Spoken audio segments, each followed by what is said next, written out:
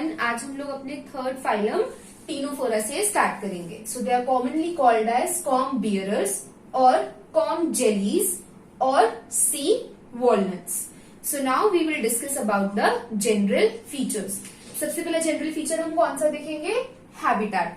तो ये कैसे ऑर्गेनिजम्स होते हैं? एक्सक्लूसिवली एक्वेटिक होते हैं नेचर में, एक्सक्लूसिवली मेरीन होते हैं, यानी कि इसके अंदर कोई भी फ्रेश वाटर फॉर्म नहीं मिलती. ये सारे ओशियंस में मिलते हैं और सारे ऑर्गेनिजम्स फ्री स्विमिंग होते हैं, यानी इसके अंदर कोई भी सिसाइल फॉर्म प्रेजेंट नहीं होती. ये सारे मेरीन है यानी सी में मिलेंगे और एक्सक्लूसिवली फ्री स्विमिंग होते हैं. अगला, बॉडी सिमेट्री कैसे होते हैं? रेडियली सिमेट्रिकल होते हैं, यानी कि इन ऑर्गेनिजम्स में जब कोई भी एक सेंट्रल एक्सिस लॉन्गिट्यूडिनल प्लेन से पास होगी तो दो आइडेंटिकल हाफ्स बनेंगे. अगला आता है level of organisation. Similar to Cnidaria, tissue level of organisation होती है, यानी कि sales will combine to form tissues and various tissues will coordinate. Different tissues एक दूसरे से कोऑर्डिनेट करेंगे और वेरियस फंक्शंस परफॉर्म करेंगे. अगला आता है जर्म लेयर्स. तो ये डिप्लोब्लास्टिक होते हैं नेचर में. डिप्लोब्लास्टिक मीन्स इनके पास दो जर्म लेयर्स हैं. आउटर एक्टोडर्म है, इनर एंडोडर्म है और उसके बीच में एक जेली लाइक सब्सटेंस मिजोग्लिया प्रेजेंट है.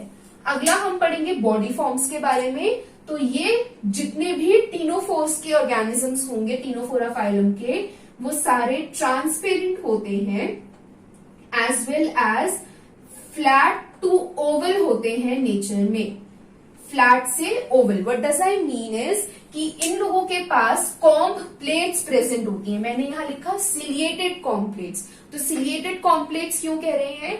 8 कॉम्ब प्लेट्स प्रेजेंट होती है मोस्टली, और ये जो कॉम्ब प्लेट्स होती हैं इन पे सीलिया प्रेजेंट होता है. That's why they are called as ciliated comb plates. और इन कॉम्ब प्लेट्स का क्या फंक्शन होता है? लोकोमोशन. ये कॉम्ब प्लेट्स किसमें हेल्प करती हैं? लोकोमोशन में हेल्प करती हैं. क्लियर? तो यहाँ पर ट्रांसपेरेंट बॉडी होगी, फ्लैट टू ओवल होगी, कॉम्प्लेट्स प्रेजेंट होंगी. Comb plates will bear cilia, they are fused to form ciliated comb plates and their function is in locomotion. अब हम पढ़ेंगे टेंटाकल्स के बारे में. तो जो टेंटिकल्स होते हैं या तो वो एब्सेंट होंगे या तो वो प्रेजेंट होंगे. इनकेस अगर वो प्रेजेंट होंगे तो कहाँ होंगे? एबोरल सरफेस पे प्रेजेंट होंगे. और क्या नंबर होगा इनका? 2 होगा मैक्सिमम.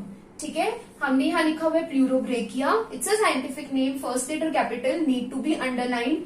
और इस केस में जो टेंटिकल्स होते हैं वो 15 सेंटीमीटर लॉन्ग हो सकते हैं, प्लस नेचर में सॉलिड होते हैं. और ये टेंटिकल्स बियर करते हैं एक एडहेसिव नेचर के सेल्स, जिन्हें हम क्या कहते हैं? Colloblast cells. ये बहुत इंपॉर्टेंट टर्म है, do note down. Commonly called as लेसोसेल्स.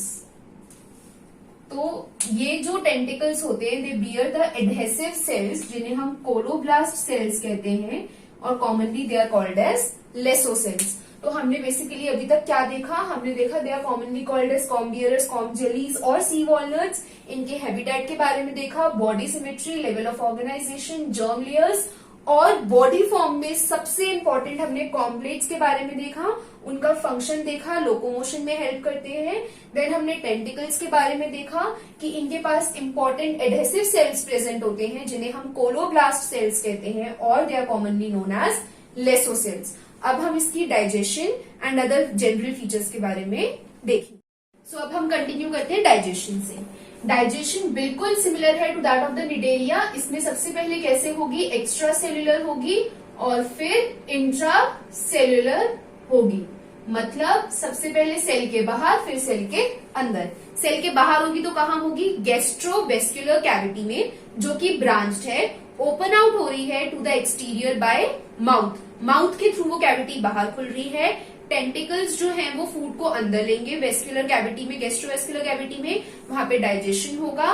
Digested food जो है वो सेल्स के अंदर फूड वैक्यूल्स में जाएगा, वहां डाइजेशन कंटिन्यू होगी और फिनिश आउट हो जाएगी. तो पहले हुई सेल्स के बाहर गैस्ट्रोवेस्क्युलर कैविटी में, फिर हुई सेल्स के अंदर फूड वैक्यूल में. तो first extra cellular, then intra cellular. अब स्टेटोसिस्ट जो है ये कैरेक्टरिस्टिक फीचर है किसका, इस फाइलम का, और कहाँ प्रेजेंट होता है, ये एबोरल एंड पे प्रेजेंट होता है, जो एबोरल सरफेस है वहां पर प्रेजेंट होगा। तो स्टेटोसिस्ट कैरेक्टरिस्टिक फीचर है सिर्फ इस फाइलम के लिए और एबोरल सरफेस पे लोकेशन है इसकी। अब मैंने यहाँ दो सेल्स लिखे हैं, अमीबोसाइट्स और स्मूथ मसल सेल्स। क्या सिग्निफिकेंस है इन दोनों सेल्स की, कहाँ लोकेटेड होते हैं, मिजोग्लिया में प्रेजेंट होते हैं। मिजोग्लिया कहाँ है, एक्टोडर्म और एंडोडर्म की बीच की लेयर है। क्योंकि ये वहां पे प्रेजेंट है गाइस, तो क्या हो सकता है, क्योंकि होते तो ये ऑर्गेनिजम्स डिप्लोब्लास्टिक हैं, लेकिन क्योंकि ये दोनों सेल्स प्रेजेंट है तो लूज सेल्यूलर फॉर्म की वजह से ये ऑर्गेनिजम्स ट्रिप्लोब्लास्टिक जैसी अपीयरेंस देते हैं। दो they are diploblastic, but because these two cells are present in the mesoglial layer, they appear to be triploblastic. अगला क्या है, रिप्रोडक्शन।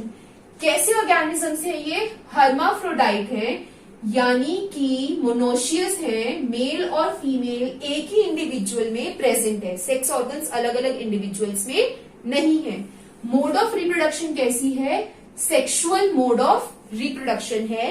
एसेक्सुअल मोड जो कि पॉरीफेरा और निडेरियंस में देखे थे, फ्रेगमेंटेशन और बडिंग, वो यहाँ पर एब्सेंट होती है, सिर्फ सेक्सुअल मोड ऑफ रिप्रोडक्शन है।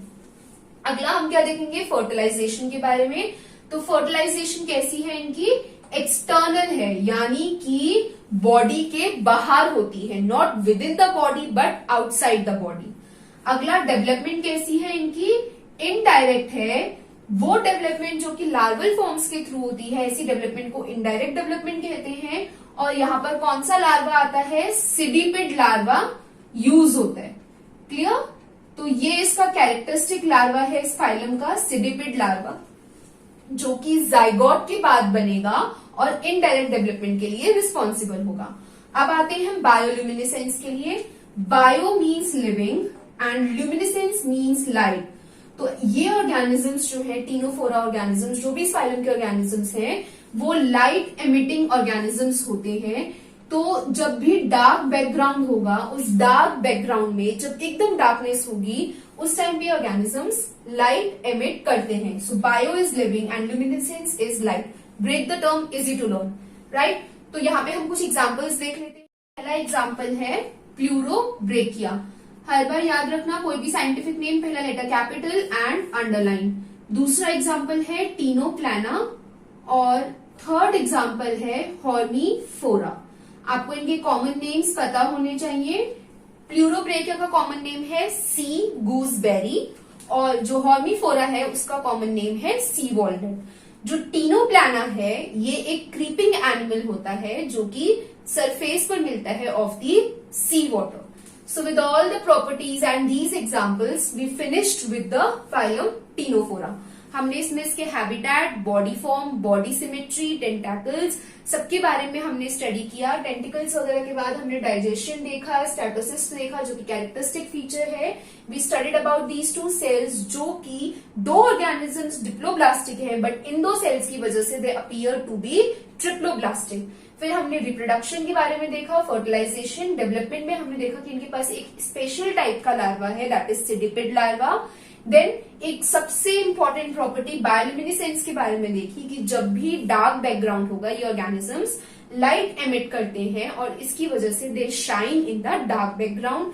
हमने इन तीन एग्जांपल्स को देखा और हमें ये पता लगा कि टीनोप्लाना एक क्रीपिंग एनिमल है और सरफेस पे मिलता है सी वाटर। सो गाइस, मैं आप लोगों को प्रैक्टिस के लिए कुछ क्वेश्चंस दूंगी, डू प्रैक्टिस देम। कोई भी डाउट हो B free to ask in the comment section. And yes guys, अगली लेक्चर में हम लोग प्लेटी हेलमिंग्स के साथ स्टार्ट करेंगे। Keep learning, keep working, thank you. So guys, here are some important points to be remembered. First, completes meant for locomotion. Second, statocyst is a special sense organ and characteristic of this phylum.